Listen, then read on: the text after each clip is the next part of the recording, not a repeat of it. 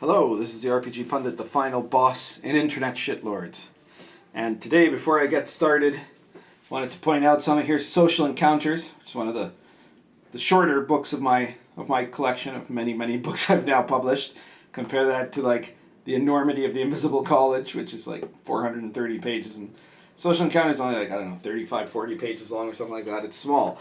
But it has just hit gold bestseller on DriveThruRPG. So it is a top tier game, and for good reason. It provides a whole way of adjudicating social interactions in an OSR game without falling back on relying on either social combat mechanics or social skills in the 3.x sort of sense, where you just say, well, I roll to bluff him or something like that, you know. So this is based largely on the reaction roll mechanics from Basic Expert D&D. It's very OSR, but it expands that into you being able to engage in a whole particular series of different types of interactions, whether it's disputations or court cases or haggling or intimidating, or any, you know, making a petition or all kinds of other things. And also stuff like, you know, dealing with dangerous wild animals or things like that. So be sure to check it out. It's not very expensive, and it's even though it says along the Silk Road, because it was published by Mad Scribe, it's usable for absolutely any OSR game. It's not even very particular to Lion and Dragon or anything like that, right? So be sure to check that out, because I don't think you'll be disappointed. And while you're at it, check out the Invisible College. I've just finished writing what's going to be an upcoming Pundit Files that is going to be the Invisible College 1930s campaign. It is the biggest Pundit file I've written yet. So it's coming out, I don't know when, soon, probably in a month or two. And check out the Old School Companion 2, which has got 26 incredible, mostly sandbox-style adventures. You know, in our last review, the previous video to this one, which is where I reviewed Gods of the Forbidden North, we were talking about the difference between sandboxes and adventure paths. And these are definitely mostly sandbox games. They have premises, but then after that, what happens in the adventure is very open-ended. Most of them are not dungeons. There's one or two dungeons in there, but a lot of them are about like different types of investigation or traveling or hunting people down or things like that, and they're all based on real medieval myth and legend. Speaking of that video, Gods, I know I'm gonna get to the main point at some point here, but speaking of that video, Gods of the Forbidden North, Volume 1, the review, for whatever reason, in the first 24 hours, which is as of when I'm reporting this, it's done really, really well for a review. Usually my reviews do not get as many views as my regular videos, like this one. And yet that one has gotten very comparable to that. It's gotten, I think it got to 1,800 views in the first 24 hours, which is like what a normal ranting video of mine would get. So there must be something about that video that is particularly hit on something, and if you haven't watched it yet, check it out. Okay, getting to the main point now. You guys are all here to hear me shit on Matt Mercer, and I will not disappoint you, okay? Because he does it to himself. They do it to themselves. The Critical Role people with their everything about them is disgusting. And just when I thought it couldn't get worse, here they are doing their new RPG. 'Cause they did, okay, so for the longest time, Critical Role was run with Dungeons and Dragons, right? 5e. Or it was allegedly run, because it wasn't really, because it's a goddamn improv TV show where they're playing people playing D&D. Their role is guy playing D&D. Their role isn't to be like the barbarian or the tiefling or something. That's the play within a play, you see, because they are actors. And anyway, after the OGL debacle, or actually I think it was even before then, they wanted to like break away from being under Wizards' control, because I think that they realized Wizards was going to start asking for money, and they wanted more money and not to give it to Wizards, right? So they have went on to say they were going to make it, their next campaign wasn't going to be D&D. It ended up being this Candela Obscura thing, which is a pseudo Cthulhu-esque Victorian thing that they did for that one campaign. And they provided the book for it, even though I think that they started the campaign before the book even became available for the public, right? And it's very clear that their rules, that they messed around with the rules in the filming, because just like with D&D, right? They're not really playing the games. The game is an excuse, right? But in this case, now the game's a way for them to make money. Instead of giving money away to wizards by promoting D&D, they're giving money to themselves now by promoting this Candela Obscura game. The problem is Candela Obscura is complete garbage. I'm not going to be talking about why it's complete garbage, because there's already tons of people who did that. I've mentioned it here before. I think probably the best of all the videos I saw explaining exactly why Candela Obscura is total garbage was from Black Lodge Games. So go to the Black Lodge Games YouTube and you can search for it there and you will find the reason why it was complete garbage, okay? But it really was. And it was also like this dark, sinister, evil world where everybody is super respectful of diversity, and you absolutely do not have any kind of racial strife or any problems with unusual gender roles, you know, in the 1900s, in this alternate reality, because that's what an evil world would do. You know, an evil world would be a world where diversity was celebrated and where people could have whatever sexuality and gender identity that they wanted, and no one would question it. Yeah, okay. I think that's almost like, you know, if I was an ultra social conservative, which I'm not really, I would say that sounds almost like an own goal, isn't it? Like, this is a world corrupted by evil, and in this world corrupted by evil, they're saying diversity is celebrated and, you know, people can be whatever sexuality and gender identity they want, right? Like, what is that? Like, there is a logical conclusion to that I don't think was the one you wanted to make, Matt Mercer. But anyway, that's all I'm going to say about Candela Obscura. Now they're going back into fantasy, and they've got another game that they are currently making. I don't know. I haven't checked if there's like, if it's already for sale, if it's already out, or whatever, right? But I've looked at some details about the game itself that outraged me too much to say and to do any more research before I did this video. And the game is called Daggerheart, which in and of itself is a stupid name, but there you go. It's the sort of stupid name that a stupid actor would use. But Daggerheart is their newest fantasy game, and it has become very evident from what I've seen about it on Twitter that Daggerheart is basically going to be a kind of a rip-off of the Powered by the Apocalypse games, the Apocalypse World, which is a story game. It's going to be a story game, all right? That's the first thing. And you know, in a way, that in itself is a natural evolution, right? But of course, it's also like really a cheap deal what they're doing here, because I don't think they've ever said that it's powered by the Apocalypse, and it isn't. Like, it's something very similar, but that they haven't. They've changed some things. They've just borrowed a bunch of stuff from that particular branch of story gaming, and not given any credit about that, as far as I know. Maybe I'm wrong. If I'm wrong, please tell me if Matt Mercer has in fact said that the game is deeply inspired by Apocalypse World or Dungeon World or something like that. And, you know, in a way, this is very logical, because the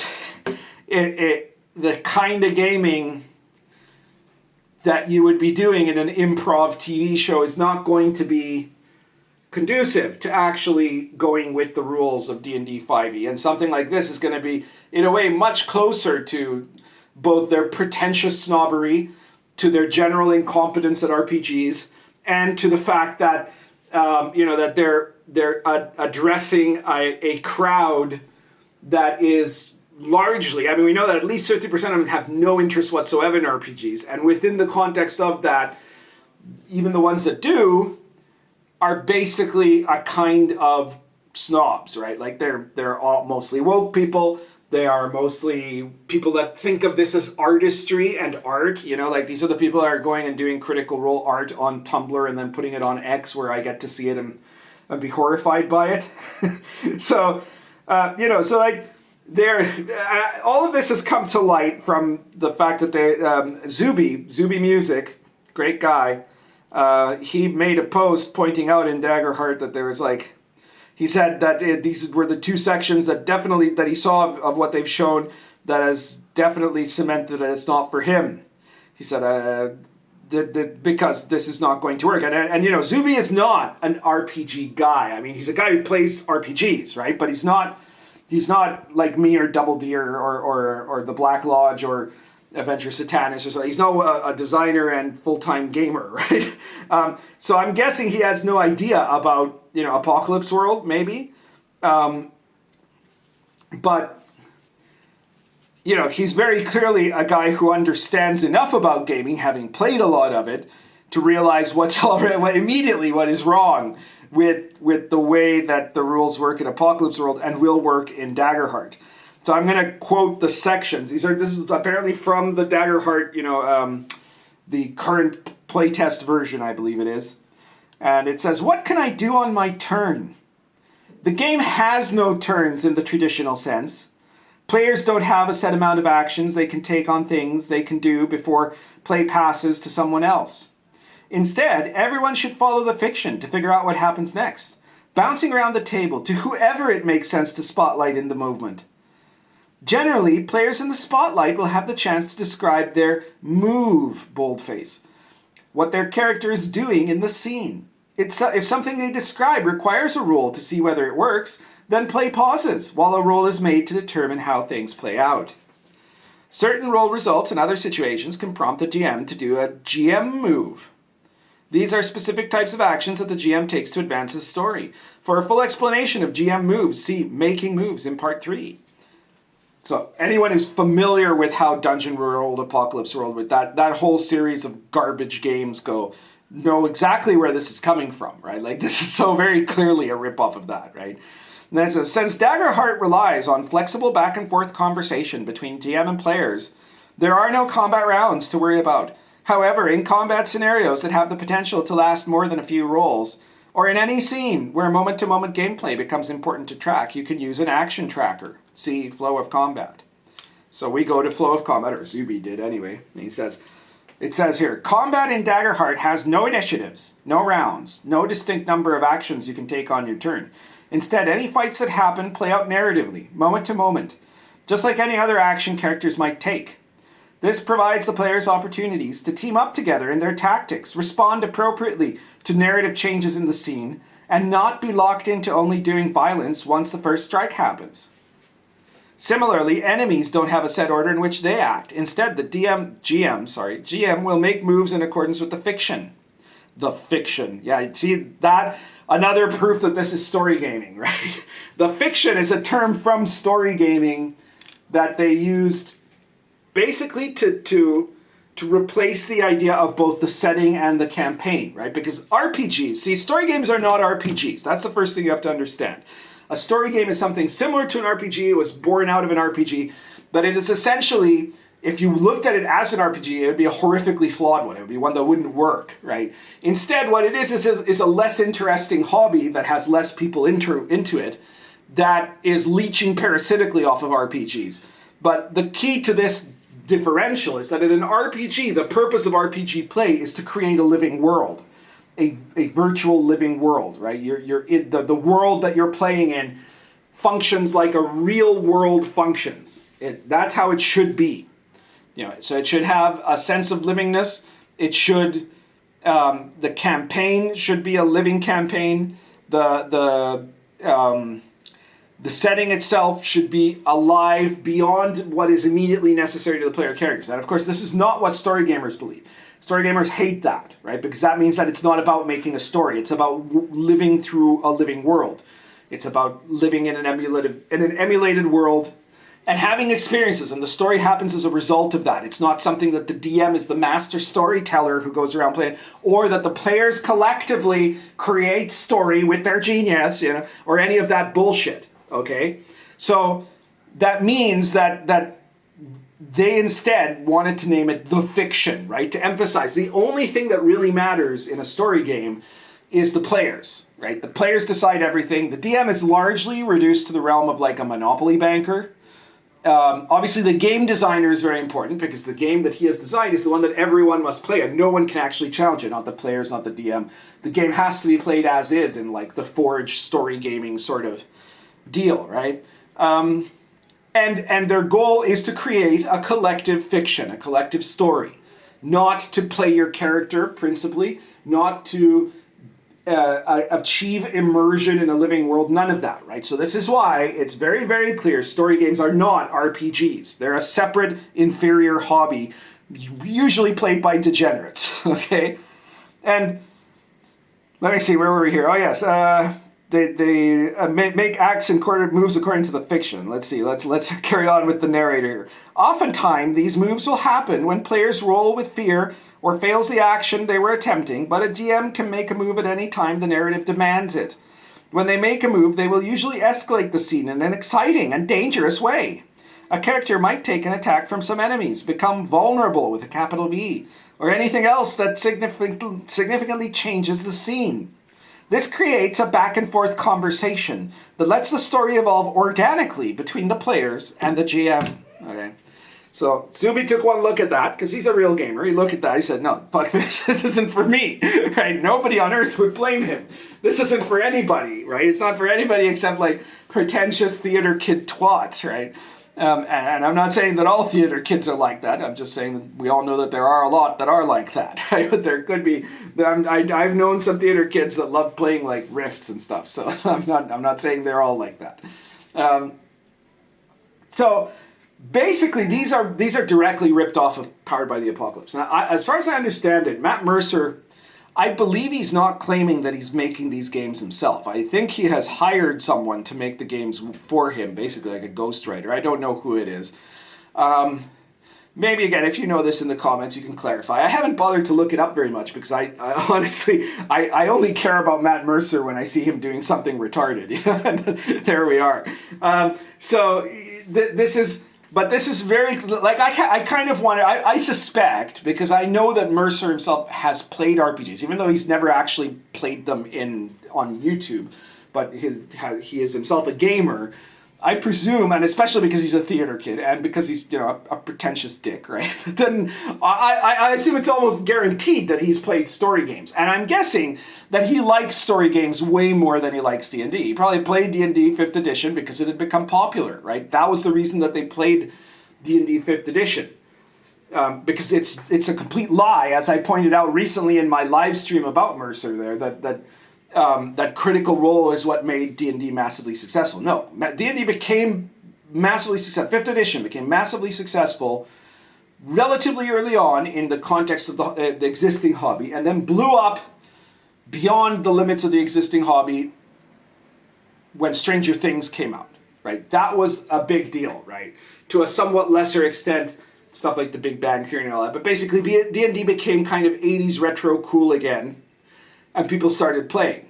And so I am guessing that Matt Mercer in his heart of hearts would rather be playing some crappy story game, but was playing 5e at the time that he started filming on YouTube. And of course, it was the in thing, so that was helpful. And so they got into it because it was the in thing. And let me point out that this is the case with a great deal of the wokeists, okay? When D&D 5th edition came out, the woke movement was not behind it. On the contrary, they immediately started what they called Consultant Gate, where they demanded that people boycott and kill 5th edition in the crib, right? Kill it in its infancy.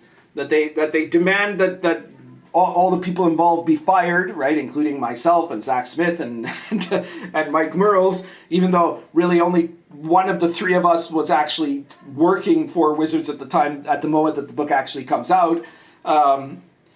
Anyways, they were calling for all of this, right? They were calling to destroy 5th edition because they hated it, because 4th edition was the D&D that they wanted. Not in the sense of playing it, obviously, because nobody wanted to play that crap, but in the sense that this was the edition that represented what the Forge story gamer theory believed D&D should be, which is basically a useless combat game. And they had successfully convinced the creators at that time to turn it into one and leave it there to die. And that's what they wanted. And then suddenly, when D&D realized that following the ideas of Ron Edwards had cost them 2/3 of their audience, they said, well, who does Ron Edwards, what's the opposite of Ron Edwards? Oh, the RPG Pundit. Look at that, the RPG Pundit. And look at that, he predicted this was exactly what was going to happen with 4E. So they got me. I helped them make the game the most successful edition that they've ever had in WotC, right? And of course, therefore, the woke hated 5th edition. But when they saw that 5th edition could not be stopped. And when they saw that it suddenly was getting this mainstream popularity, then they flooded it. Then they came in, right? And Mercer was just another part of this, all right? And by the way, I don't know how many of you are familiar with the Dungeon World sort of mechanics, right? But what I read to you there is an example of it. So for one of the parts of it, the game is not really run by taking actions, but by making what are called moves that are things your character does, and then there are roles, and the roles usually come out in a combination of series of either you succeed but, or you fail and, or stuff like this that keeps the story moving. And the point of it is just this kind of crafting of this story of a dungeoneering adventure or something like that, or of a post-apocalypse adventure or whatever, right? And it sounds to me like Daggerheart's probably going to be a lot like that. I haven't looked at all the rest of the stuff, so I couldn't say how much of a direct copy of, Apocalypse World or Dungeon World it is. But it looks, the two parts that Zuby quoted there look really, really a lot like that, right? Because that is one of the things. In Dungeon World, for example, there is no initiative, right? Everybody just acts when they choose to act. And that sounds so liberating, right? But no, it's not. It's very clear. And anybody could point out to you that one of two things are going to happen if you do that kind of freeform stuff. Right? If you don't do that kind of freeform stuff, what will happen is that either the whole group will agree immediately to do things in turn anyways, right? Like they'll go they'll go in clockwork order around the table, right? Or something like that. Or, and this is more likely, the loudest, most obnoxious, most horrible people will immediately take control and always get to do things first and most often. Okay, and that's what Daggerhearts is going to be like, because it's going to be full of theater kids, right? It's not going to be full of people that know how to behave themselves. It's going to be full of malignant narcissists, tables full of it, right? So I could just imagine the bloodbaths that will be in their struggle for emotional dominance over each other. It's actually probably a really, in that sense, it's a really terrible rule set to make for the kind of people who like Critical Role. On the other hand, it's probably a really good rule set to fake playing the game when actually you're doing an improv show, which is what Mercer wants, right? Now, the problem is he's going to try to sell this Daggerhearts as if it's, first of all, some great innovative game. As far as I can see, I don't see any evidence that he's said we're doing a Powered by the Apocalypse game, right? So he's going to present it as if it was his genius that has created it, or him and his little assistant or whatever, who's actually the guy writing it. And second, it's going to be presented to gamers as if it is just another D&D based type of game, when it is not. It is the opposite of that. It is a story game. Okay, and that makes it very dangerous. That makes it a toxically dangerous product. Now, it's probably going to be horrible. Candela Obscura was horrible, so this is bound to be horrible also. And, it's just another example of the continuing trash that is all of the later activities of the Critical Role crowd, I think they're starting down a very fast downward slope here. I see a shark near the end where they're going to have to jump over that, But maybe I'm being too optimistic. I don't know. You tell me. Do you think that they're going to just be able to keep going, or was it something that was tied to a moment and a place? The phenomenon of Critical Role combined with that exact moment in social media, combined with that exact moment in Dungeons and Dragons, that is now gone. It's broken and it can never be recovered. I think so, but maybe you can make the argument that I'm wrong. I don't know. All right, so that's everything for today. I hope you like this video. Please share it anywhere you think people will be interested, or anywhere you think people will be pissed off. Check out all my books. You've got the link in the description below. Just expand the description. You got links to every one of my products. And I'm very grateful to all of you who picked them up, but you're also getting something that you can really use. We're talking about games that are RPGs and that are worth playing and that are full of stuff that you can use in any of your games. Check out all of my gaming stuff, especially the Pundit Files, which is the current thing coming out. The latest episode is the Confraternity of Death, which is another adventure similar to those of the Old School Companion, right? It's an adventure that features a horrific murder cult and some very interesting twists in a medieval city where there are conflicts between different guilds. Really interesting investigative adventure. And you can get that or any of my other ones, Siege Rules and so on and so forth. There's 7 of them now. You know, you've got the Renegade Martial Artist, all kinds of interesting stuff. You're going to find something you like there. And you can get any of those for about $3.50, okay? So if you got $3.50, you can get an issue of the Pundit Files from me. All right. And I guess that's everything for today. Share the video everywhere. Hit the subscribe button if you haven't subscribed. Currently smoking. This is a Nerup acorn, bent acorn, with Argento Natural.